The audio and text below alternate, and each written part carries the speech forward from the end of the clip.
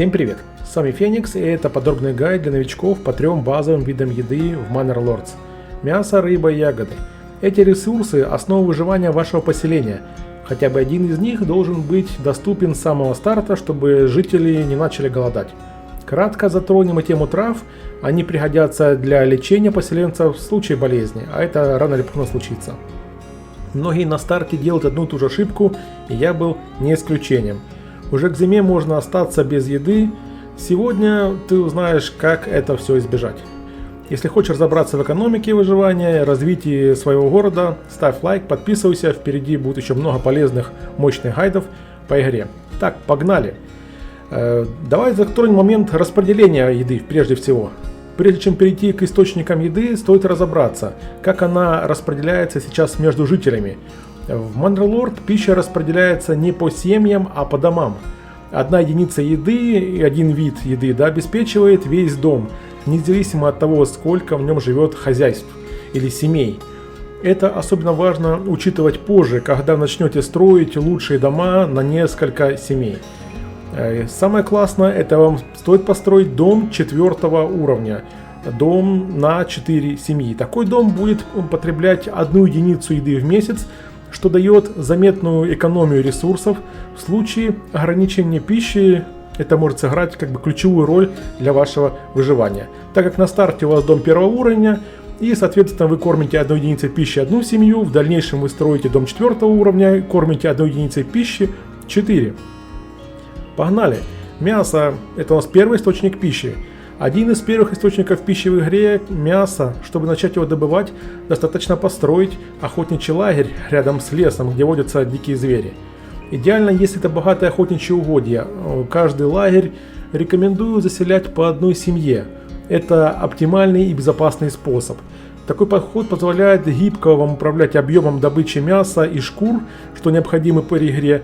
При необходимости можно увеличить или сократить количество охотников, семей, которые там непосредственно работают, добавляя, либо убирая их, но дальше мы коснемся настроек лагеря, и там будет все видно. После постройки лагеря назначаем туда одну семью, которая будет заниматься непосредственно охотой. Во-первых, лагерь может строить торговый киоск. Его активация управляется вручную, можно ставить, можно убирать. Во-вторых, важный параметр – лимит по животным. Обратите на это особое внимание. Это минимальное количество зверей, которое должно оставаться в угодьях для воспроизводства. К примеру, если в регионе 20 зверей, ставим лимит 10, то есть 50%. Если 40, соответственно 20. Это особенно актуально для богатых участков. Вот как у нас на примере, позволяет сохранить стабильный прирост мяса и не уничтожить данный источник. И давайте посмотрим по расположению зверей и возможной их миграции. Чем ближе животные к лагерю, тем быстрее идет добыча.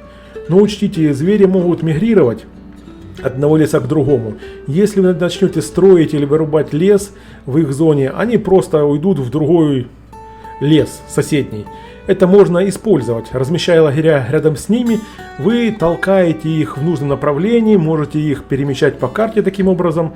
Лагерь поставили, звери сместились, построили, ушли дальше, опять сместились. Так вы можете направлять их туда, где вам будет удобнее охотиться. Насколько это нужно? Спорный вопрос. Но такая возможность, чтобы вы понимали, она в принципе у вас есть. Как сохраняем популяцию? Очень важно следить за численностью дичи, которую вы выставляли в лимитах. Если этого не делать, можно полностью уничтожить популяцию. Чтобы этого избежать, соответственно, обязательно устанавливаем лимиты для охоты. Как только численность опускается ниже установленной, охота автоматически прекращается. Погнали дальше. Дальше посмотрим по указам и по технологиям. Давайте начнем с указов. Если участок действительно богатый живностью, как у нас на примере, можно активировать указ угодья. Данный указ позволяет удвоить скорость размножения зверей, но снижает уровень урожайности полей на 50%. Используйте этот указ только там, где планируете не заниматься земледелием вообще. Если почвы бедные, как на нашем примере, дальше мы рассмотрим, не тратьте на это время, не повторяйте мою ошибку. Если посмотреть на технологии, есть 2 ключевых направления. Первое – это трапперство, позволяет устанавливать ловушки, повышая эффективность охоты. Работает, если задействовано несколько семей. Одна почти не даст прироста, визуально практически это не видно, а вот 2-3 больше, это ощутимая разница, вы сразу это почувствуете. Качественное освежевание. Увеличивает выход мяса с одной туши не одна, а 2 единицы. Также, по сути, это удвоение по мясу. Поэтому я рекомендую строить минимум 2 хижины охотников, особенно если угодья у вас богатые, как вот здесь на данном примере у нас.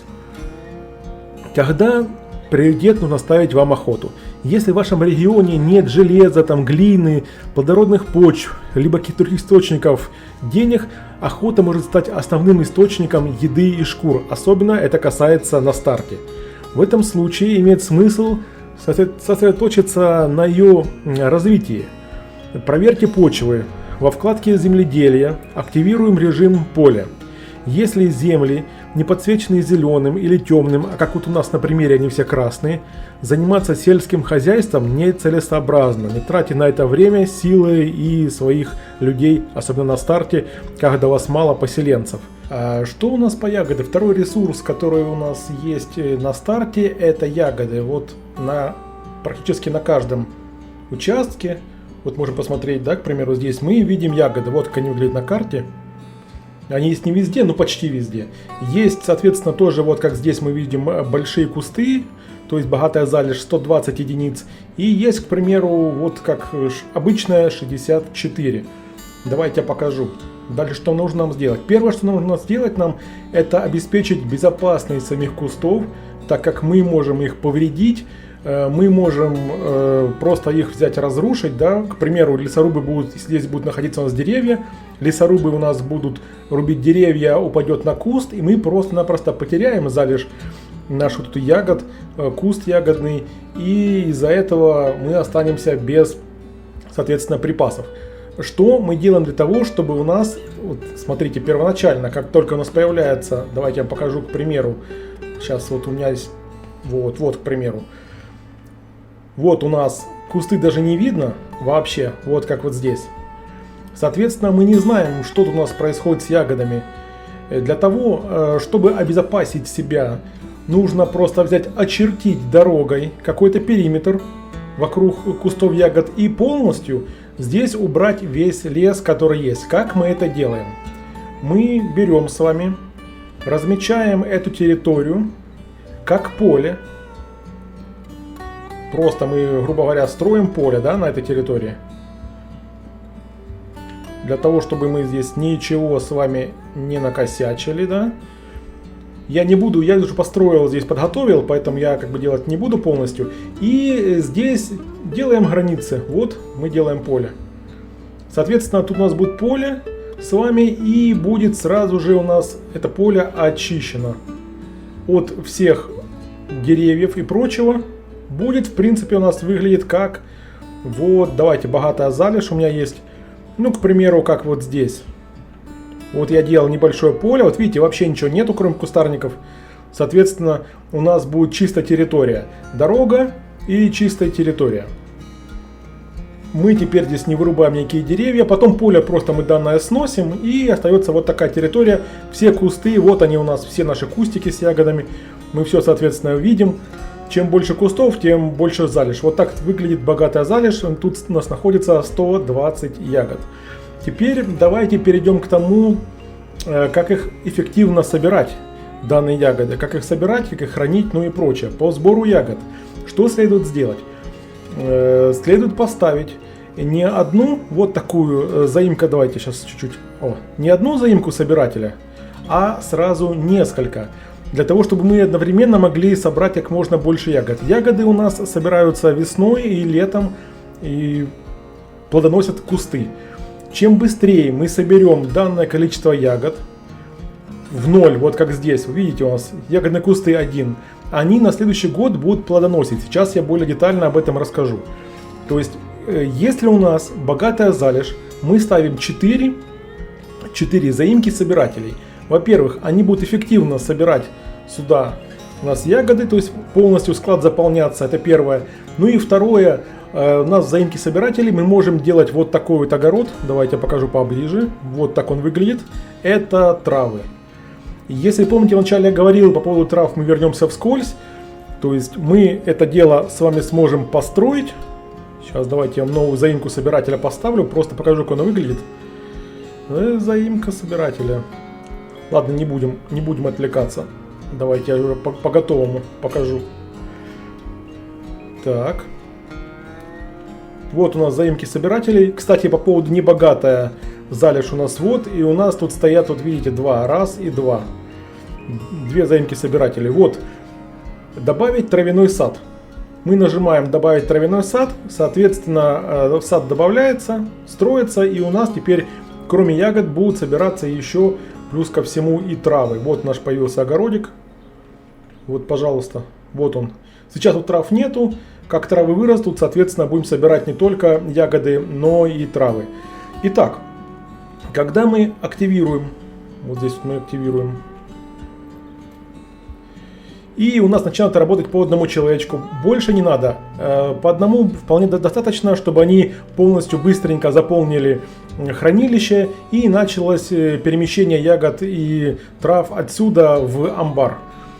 Если вы, к примеру, поставите 2-3 человечка сюда, то, соответственно, очень быстро будут заполняться хранилища, и летом у вас и весной будут, по сути, простаивать собиратели. Чтобы этого не было, делать такого не стоит. Как только собиратели собрали здесь ягоды, собрались у нас в ноль, как мы это увидели вот здесь, где у нас тут большая, вот, собираются в ноль. Каждый месяц происходит тик обновления, да, получается, у нас восстанавливаются ягодные кусты. Ежемесячно, по-моему, 40 единиц добавляется у нас. Если мы вот сейчас в начале лета выбрали полностью 120, у нас сейчас, правда, не начало лета, сейчас июль месяц идет. Вот мы выбрали, получается, полностью под 0, в следующий месяц идет обновление, и мы как бы сверх этих 120 еще можем выбирать, и еще, и еще. С помощью этого буста мы можем превышать лимит сбора ягод. Из-за того, что каждый месяц они обновляются, а у нас тут нули стоят, и мы добираем. Таким образом, мы постоянно в течение лета, весны и осени выбираем до зимы здесь все это дело и переносим в амбар. Лучше всего ставить амбар. Здесь у нас вот амбар стоит, большой амбар. Можете посмотреть, вот видите, ягод 312 ягод, 99 травы стоит. Поближе ставим амбар к заимкам собирателей для того, чтобы очень быстро и оперативно все это дело у нас перемещалось. И дальше мы эти ягоды и травы, соответственно, перемещаются уже с помощью переноса, скажем так, из амбара уже непосредственно к вам на рынок. И дальше идем. Ягоды очень важный компонент, особенно это очень важно учитывать, когда мы еще и производим из них ресурс такой, как краски. Это будет по игре вас дальше, когда вы уже продвинетесь чуть дальше по развитию города. Вот как этот город немножко развился уже, поначалу у вас не будет он открыто. Но могу сказать так, что кроме того, что вы их можете употреблять в пищу, ягоды, вы можете производить, вот есть, где у нас красильщик сейчас, а вот мастерская красильщика. Это вообще работают 2 человека, видите, потребляются ягоды, производят краски. Во-первых, краски с этих ягод, они как бы очень-очень недешевые, их можно продавать, и эти краски можно использовать также потом в дальнейшем будет для того, чтобы производить там плащи, ну, одежду, более совершенственную одежду. Но так у нас гайд по идее, могу сказать, что вот такая вот система, то есть мы берем, строим, получается, поле, огораживаем данное поле дорогами, потом поле убираем, чтобы у нас не было здесь никаких деревьев. Если богатая у нас ягодные кусты, ставим 4 заимки собирателей по одному человеку. Рядом ставим амбар, куда-то все дело переносится оперативно. И мы постоянно будем находиться с большим запасом у нас ягод, с большим запасом трав. Если у нас стоит обычный, как бы не богатая залежь, хватит 2 заимок собирателей. Соответственно, сейчас 4 человека работает, тогда будет 2 человека работать. В принципе, по ягодам это все. На ягодах можно очень неплохо зарабатывать. Ну, погнали дальше. Дальше у нас с вами будет рыба. Ребятки, ну что ж, переходим к 3-му ресурсу. Не так давно появилась рыба в Маннерлорд. И что по ней нужно знать? Как бы 2 ресурса мы посмотрели. Это ягоды и мясо. Теперь давайте перейдем к рыбе. Вот так выглядит у нас богатая залежь рыбы. 715 единиц у нас тут есть рыбы. И стоит обратить на такие моменты. Во-первых, на данном озере мы можем разместить не более 11 человек. Соответственно, это не больше, чем 4 семьи. Больше нет смысла, просто не будет точек для ловли рыбы. И теперь давайте перейдем тогда уже к регенерации. К регенерации данных залежей. Если брать конкретно, возьмем эту, давайте я сейчас назначу сюда человечка, для того, чтобы просто показать. У нас сейчас март месяц. В марте месяце идет весенние месяцы, все идет повышенная регенерация рыбы. И, соответственно, в эти месяцы, для того, чтобы увеличить, сделать как бы буст, как мы делали на ягодах, если помните, мы вылавливали до определенного количества, здесь вылавливаем до определенного количества рыбу, чтобы она могла нормально у нас быстренько возрождаться, так как она это делает у нас раз в году, и это делает, получается, она только лишь в весенние месяцы. Соответственно, мы весной ставим сюда 3 семьи, а в летние месяца для поддержания нужного нам, в принципе, плюс-минус объема рыбы, который есть снабжение в течение всего года, мы можем ставить одну, оставлять семью и все. Давайте вернемся к регенерации. Регенерация составляет, получается, 50% от количества оставшейся рыбы в вашем пруду. Чтобы мы ее всю не выловили и она полностью у нас не иссякла, как бы не исчезла, нам нужно ставить лимиты. Один момент. Закончить разговор. Мы ставим лимиты, как мы делали на дома охотников, в закуток рыбаков.